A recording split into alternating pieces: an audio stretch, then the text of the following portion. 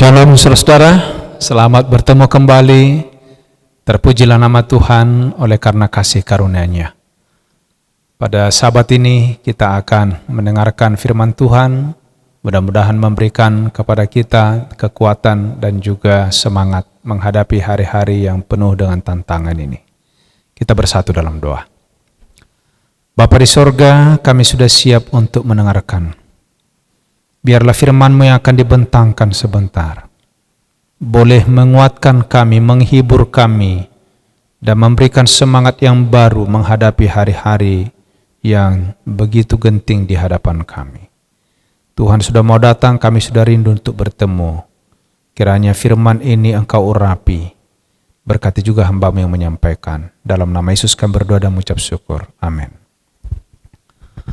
Saudaraku yang kasih dalam Tuhan, sorga dan dunia adalah erat hubungannya, khususnya bila mana kita berbicara tentang keselamatan. Di dalam Filipi pasal 2 ayat 1 sampai 4. Jadi karena dalam Kristus ada nasihat, ada penghiburan kasih, ada persekutuan roh, ada kasih mesra dan belas kasihan. Karena itu, sempurnakanlah sukacitaku dengan ini.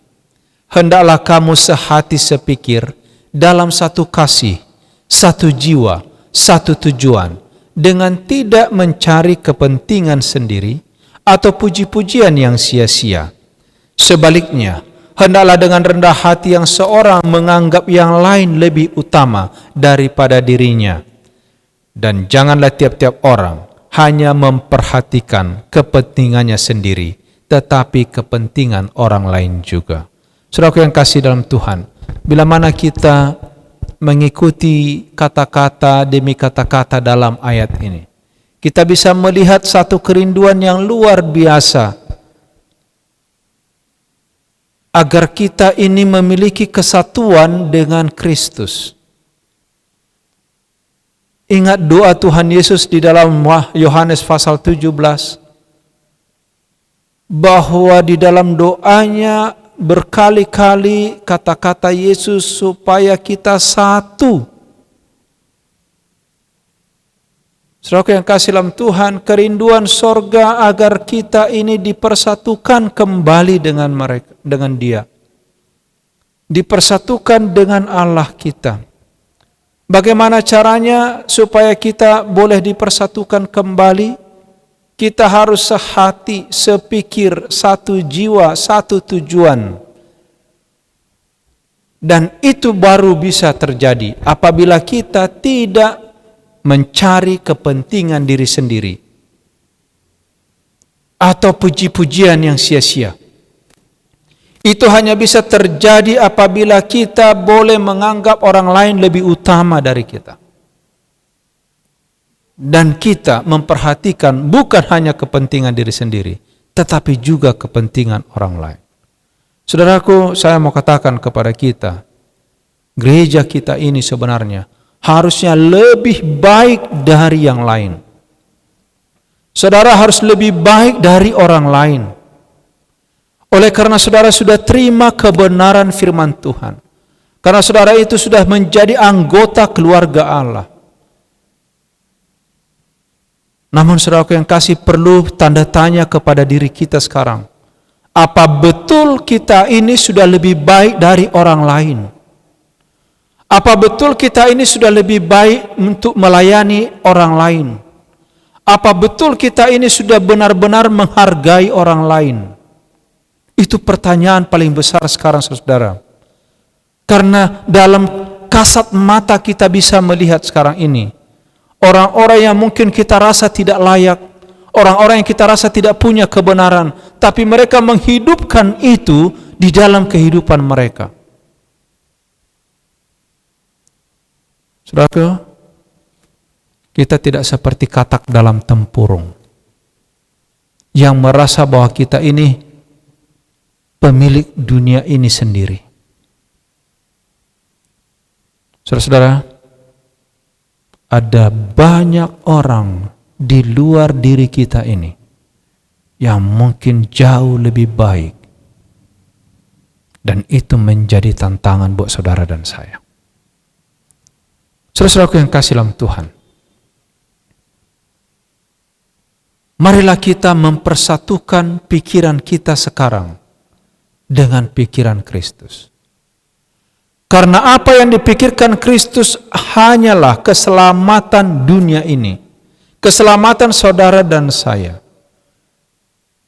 Itu sebabnya di dalam 2 Petrus pasal 3 ayat 9, Allah tidak lalai menepati janjinya walaupun ada orang yang mengatakan seperti itu.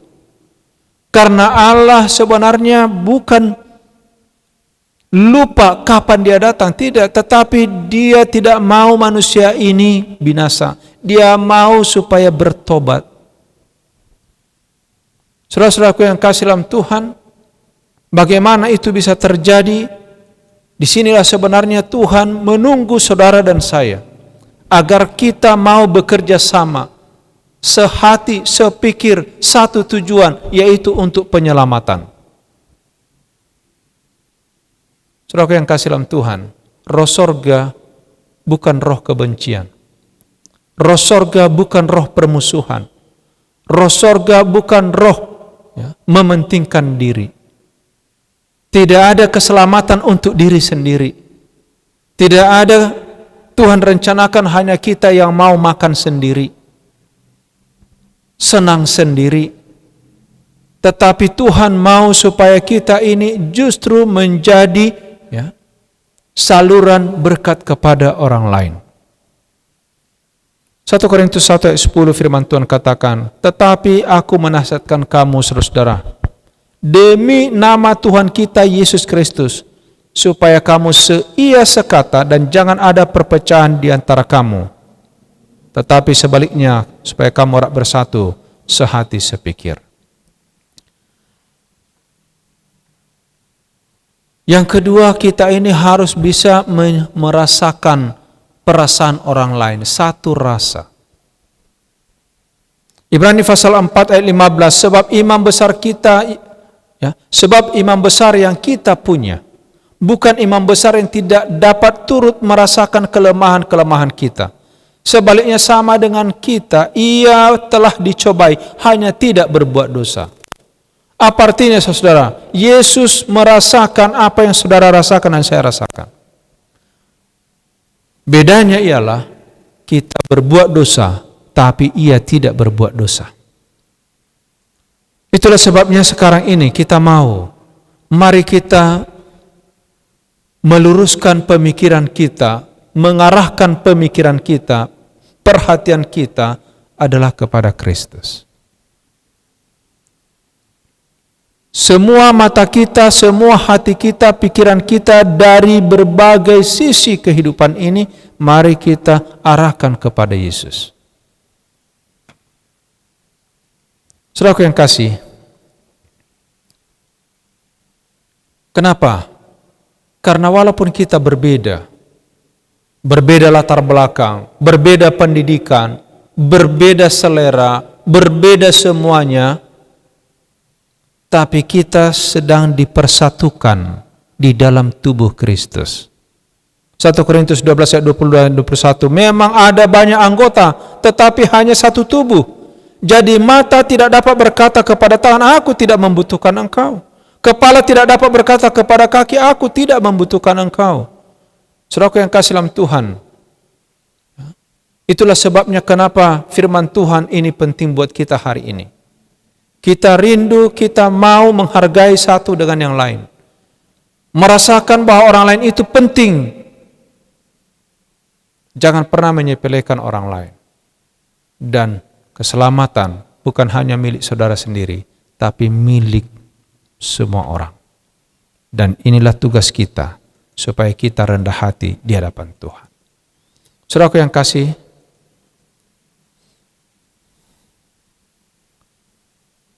kunci sukses kepada tujuan, supaya bisa kita capai sehati, seia, sepikir, satu rasa dengan Tuhan kita. Di dalam 1 Timotius pasal 1 ayat 5 sampai ayat yang ke-6. Tujuan nasihat itu ialah kasih yang timbul dari hati yang suci, dari hati yang murni, dan dari iman yang tulus ikhlas. Saudara yang kasih, sekali lagi, tujuan nasihat itu ialah kasih yang timbul dari hati yang suci, dari hati nurani yang murni, dan dari iman yang tulus ikhlas. Tetapi orang yang tidak sampai kepada tujuan itu dan yang sesat dalam omongan yang sia-sia. Saudaraku yang kasih dalam Tuhan, bagaimana kita supaya bisa sehati, seia, sepikir, sejiwa, satu tujuan? Biarlah segala sesuatu timbul dari hati yang suci, dari hati nurani yang murni, dari iman yang tulus, enggak dibuat-buat. Saya rasakan dalam pelayanan ini, saudara, ada orang yang tidak sadar sampai hari ini bahwa sebenarnya kehidupan itu untuk dirinya, untuk keluarganya. Keselamatan itu kalau kita sampaikan bukan hanya untuk kita, tapi untuk dia juga. Tetapi ada orang merasa itu tidak begitu penting. Dia pikir kalau kita datang memberitakan kebenaran itu hanya untuk kita. Padahal kita sedang bawa kepadanya supaya dia bisa selamat. Saudara-saudaraku yang kasih dalam Tuhan, jangan pernah sepelekan firman Tuhan. Jangan pernah sepelekan panggilan Tuhan. Jangan pernah sepelekan kepada kita semua yang ada, yang telah mendengarkan firman ini, perhatian sorga untuk menyelamatkan dunia ini. Karena itu tidak bisa diraih dengan kemampuan manusia. Saudaraku yang kasih dalam Tuhan, apa tujuan hidup ini sebenarnya? Bertumbuh, lahir dari kecil sampai remaja, dewasa, terus bekerja, menikah. Apakah hanya sampai di situ? Saudara-saudara, 1 Petrus 1 ayat 9.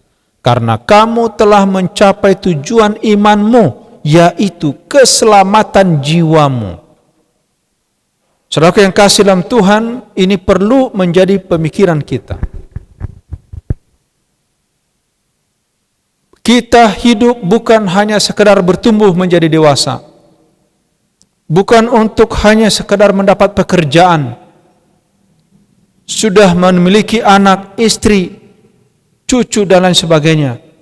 Tetapi di atas segalanya, setelah kita mencapai itu semuanya, adalah keselamatan jiwa. Karena dunia ini segera dibinasakan. Dan orang yang setia sama Tuhan, itulah yang akan diselamatkan.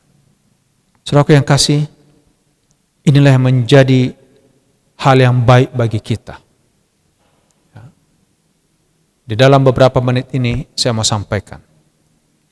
Ada 10 sifat atau karakter agar kita bisa menjadi satu hati, satu rasa, mencapai satu tujuan sebagai pemenang. Yang pertama, yaitu saudaraku, agar kita menjadi seorang pemenang. Ketika pemenang melakukan kesalahan, dia berkata saya salah. Tapi kalau pecundang melakukan kesalahan, dia selalu katakan itu bukan kesalahan saya. Karakter yang baik adalah seorang yang sanggup untuk mengatakan, mengakui kekurangan atau kesalahan. Saudaraku yang kasih dalam Tuhan, seorang yang optimis, bukan pengecut, bukan ngeles. Saudara-saudara, kalau pemenang itu, apa dikatakan di sini? Dia boleh berkata, saya sudah baik, tapi Anda jauh lebih baik. Saudara yang kasih, dia bisa membuat hati orang lebih senang. Ya. Kalau pecundang, dia selalu meremehkan orang lain. Saya tidak sejelek orang lain. Saudara-saudaraku yang kasih, boleh lihat perbedaan kata-kata mereka. Yang ketiga ciri-ciri orang yang bisa mencapai tujuan itu adalah belajar dari setiap orang tentang hal-hal yang baik. Dia mau belajar tentang kebaikan orang lain. Tapi pecundang beda. Dia justru hanya menceritakan kejelekan orang lain. Saudara yang kasih dalam Tuhan, seorang pemenang, dia akan berkata, mari saya kerjakan ini untuk Anda. Tapi kalau pecundang berkata, oh itu bukan pekerjaan saya, itu bukan urusan saya. Saudara-saudara, lihat betapa jauh bedanya. Seorang yang memiliki satu rasa, satu hati, mencapai satu tujuan dan berhasil, dia katakan begini, pasti ada cara lebih baik mengerjakannya. Punya pemikiran yang positif.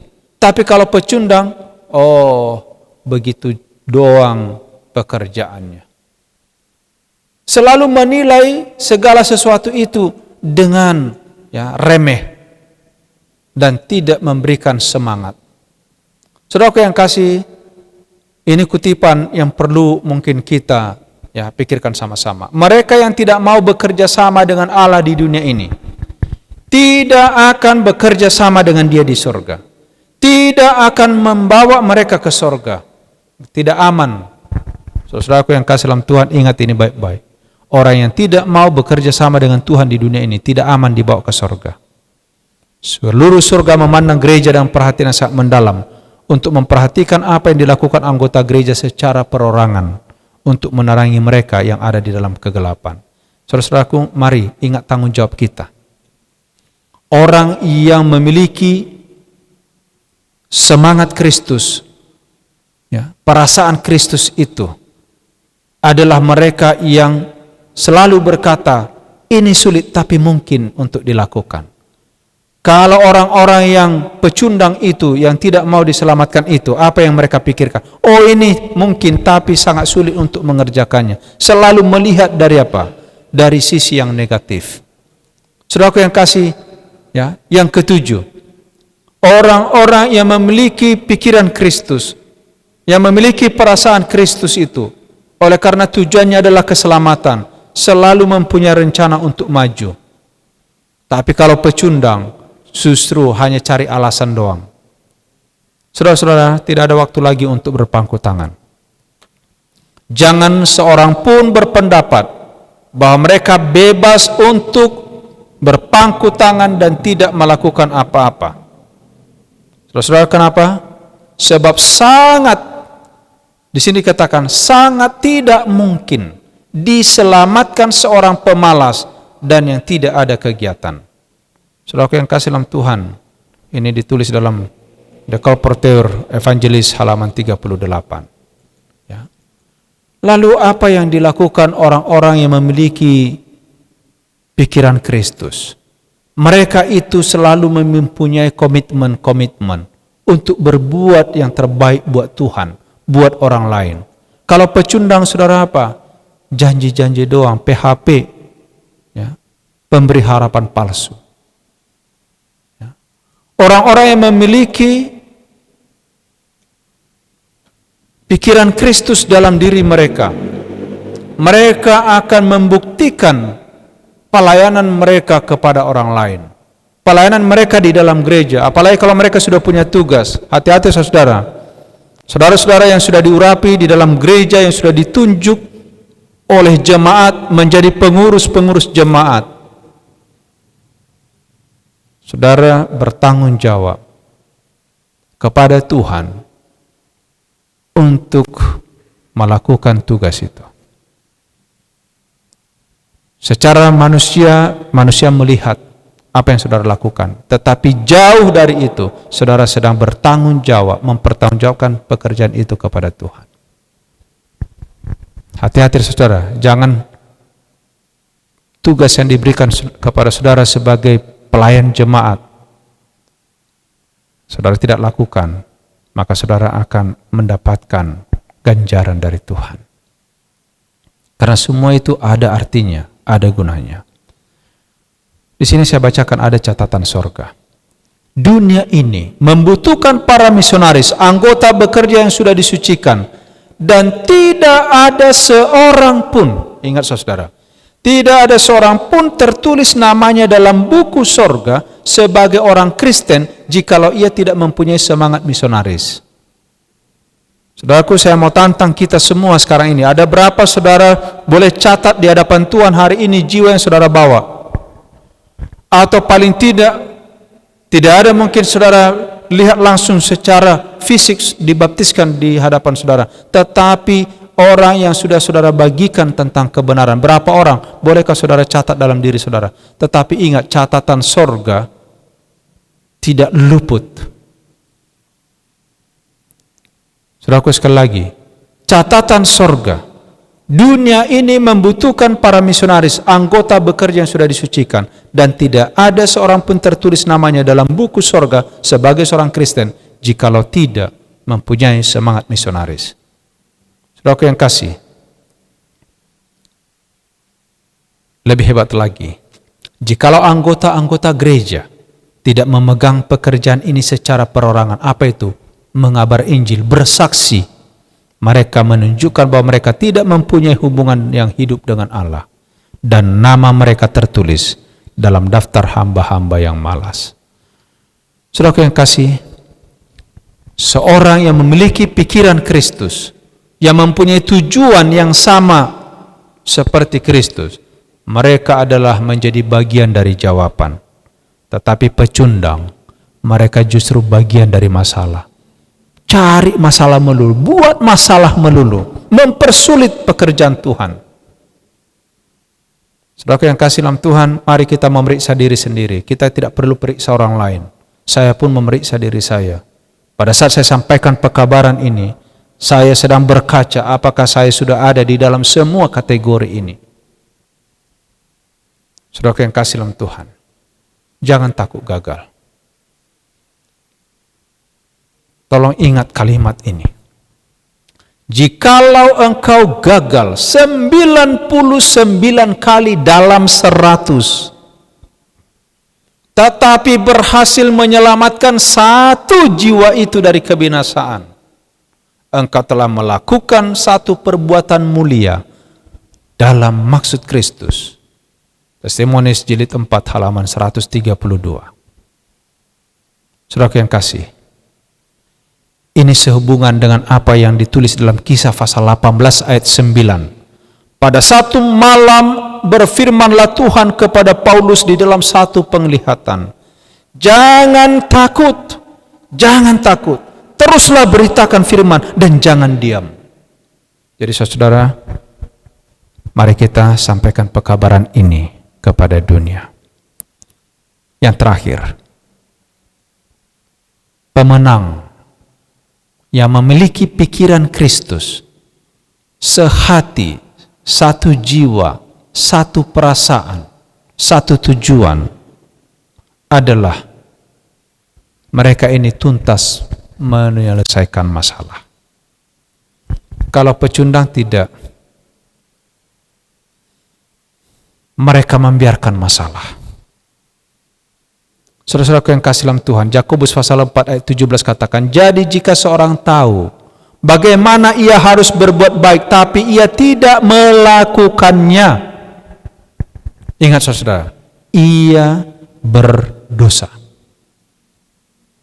Saudara-saudaraku yang kasih dalam Tuhan, bila mana saudara menjadi seorang pemimpin baik di rumah tangga, di dalam pekerjaan, di dalam pelayanan, ingat saudara-saudaraku yang kasih dalam Tuhan, engkau tahu berbuat baik tetapi engkau tidak melakukannya, engkau berbuat dosa. Oh, tidak mudah. Itulah sebabnya sekali lagi, panggilan pada saat ini buat kita semua. Ayat inti kita tadi dari Filipi 2 ayat 5. Hendaklah kamu dalam hidupmu bersama menaruh pikiran dan perasaan yang terdapat juga dalam Kristus Yesus. Apa itu saudaraku? Keselamatan jiwa. Supaya kita ini boleh menjadi orang-orang yang digunakan oleh Tuhan. Mari kita serahkan hati kita, pikiran kita kepada Tuhan. Inilah doa dan harapan saya. Tuhan kiranya memberkati kita. Kita tunduk kepala, kita berdoa. Bapa di sorga, Bapa yang penuh kasih. Terpuji nama Tuhan atas firman yang kami dengarkan. Kami rindu ya Bapa, memiliki hati perasaan yang ada di dalam Kristus. Layakkan kami Tuhan dalam hidup kami yang penuh dosa dan kekurangan ini, memiliki hati Kristus. Berikan keberanian, berikan semangat, berikan kepada kami kuasa, jadikan kami baharu dalam segala sesuatu. Dan saat ini Tuhan, semua umat-umat Tuhan yang telah mendengarkan firman ini, kiranya Engkau angkat tangan-Mu, curahkan berkat kepada mereka.